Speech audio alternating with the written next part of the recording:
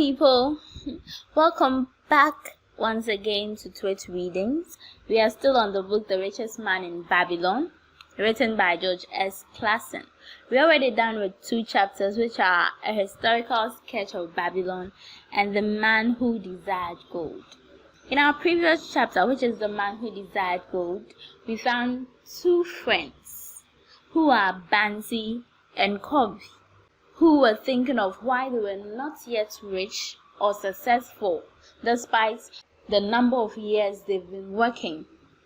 So they thought it wise to ask a friend of younger ages who is very rich now, Arkad, about how he was able to acquire success. This tells us that in whichever area we are lacking, it is good for us to ask for help from those who are successful in those areas. Asking for help, my dear, doesn't mean you're a failure. Asking for help doesn't mean you've lost the race. No, it makes you a wiser person and better in that area you want help in. So today, we are going to read about the advice Arkad gave his younger friends. So we are starting with the 3rd chapter, The Richest Man in Babylon. This chapter is going to be divided into either 2 or 3 portions because of how long it is. Yes, so we begin. In old Babylon, there once lived a certain very rich man named Arkad. Far and wide he was famed for his great wealth. Also was befamed for his liberalities. He was generous in his charities. He was generous with his family. He was liberal in his own expenses. But nevertheless, each year his wealth increased more rapidly than he spent it. And there were certain friends of younger days who came to him and said, "You, Arkad, are more fortunate than we.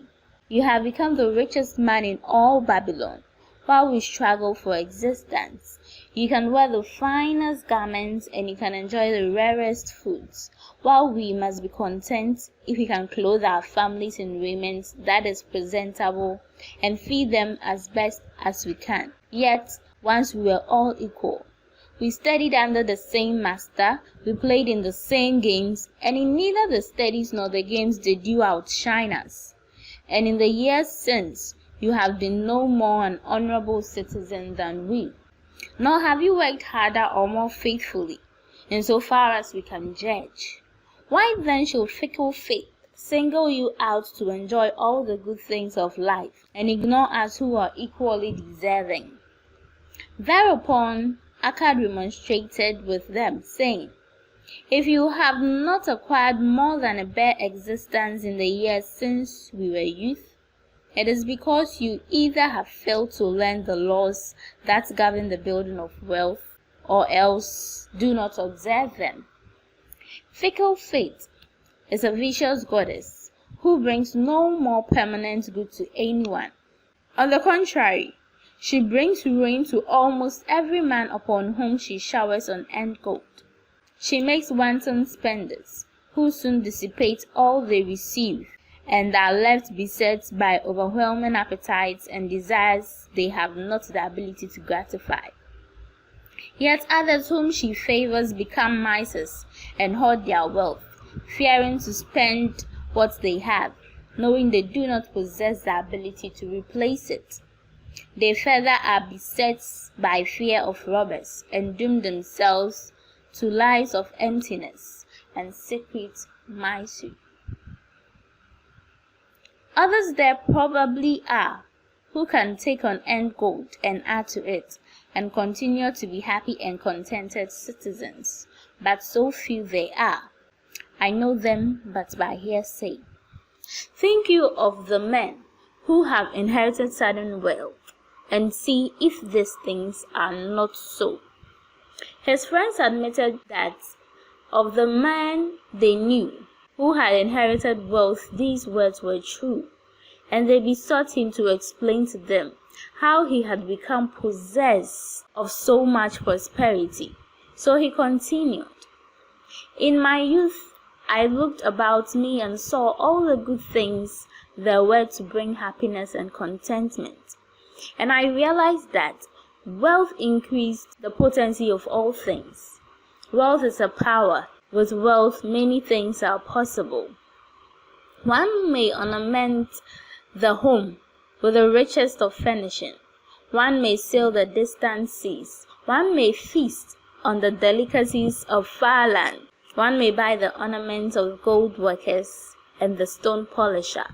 One may even build mighty temples for the gods. One may do all these things and many others in which there is delight for the senses and gratification for the soul. And when I realized all this, I decided to myself that I would claim my share of the good things of life. I would not be one of those who stand afar off, enviously watching others enjoy. I would not be content to clothe myself in the cheapest raiment that looked respectable. I would not be satisfied with the lot of the poor man. On the contrary, I would make myself a guest at this banquet of good things.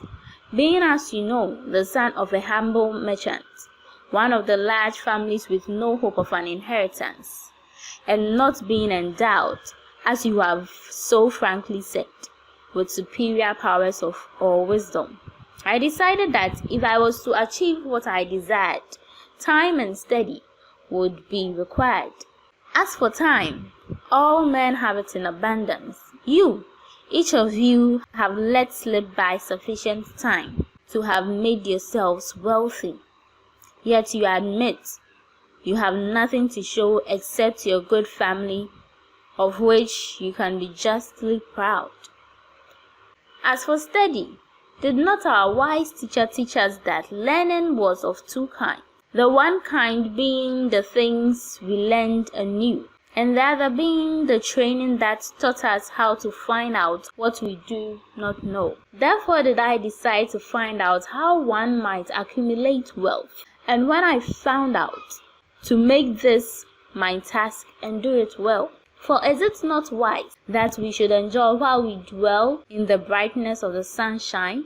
For sorrows enough shall descend upon us when we depart for the darkness of the world of spirits.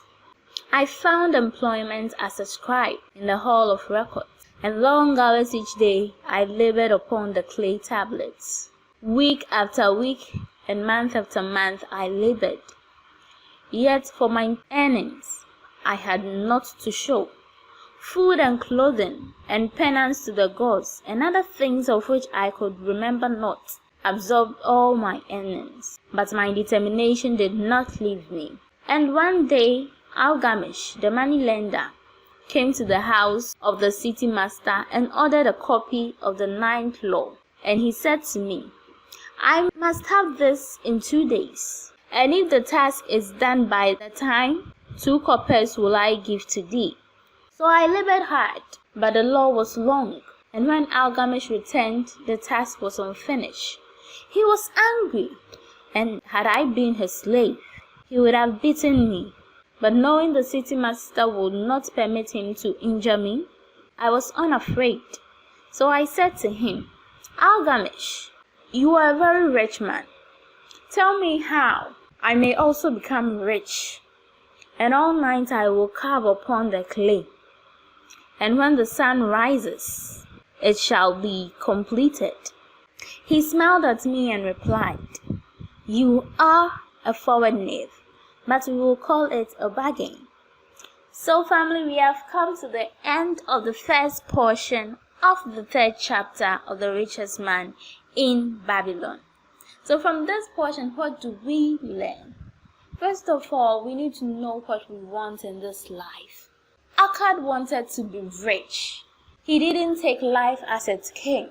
He wanted to be a rich man, one of those who could live a life that they want, wear the clothes they want, take care of their wives and kids as they want, travel as far as they can, and how many times they can. He wanted to be a rich man. So he was determined. How then am I going to be a rich man? So first of all, we should know what we want and then be determined to achieve what we want. And thirdly, Algamish was very rich, but he gathered the courage to ask him for help. If I want to be a rich man, I don't just sit in my room and become rich. No. If I want to be the best broadcaster, I don't just sit in my room to become the best broadcaster. No. I find out information about how to become rich, what to do, and where to put my strength to get what I want. So Arkad asked Alchemist, Alchemist, you are rich. Tell me how you did it. He didn't just say, tell me how you did it. It was a bargain. It's actually a give and take. You suffer for what you want. So from this portion, we get to know that we need to know what we want. We should be determined towards what we want. And then we shouldn't feel shy. We should gather the courage to ask for help, to know what goes into what we want, and then go get it. So in our next reading, we are going to know what Alchemist told Arkad. What made Arkad the richest man in Babylon at that moment. So I'll catch you later on our next reading.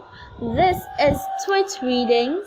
You'd find us on Twitter, Facebook, and Instagram. You'd also find us on YouTube, Twitreadings, just for you.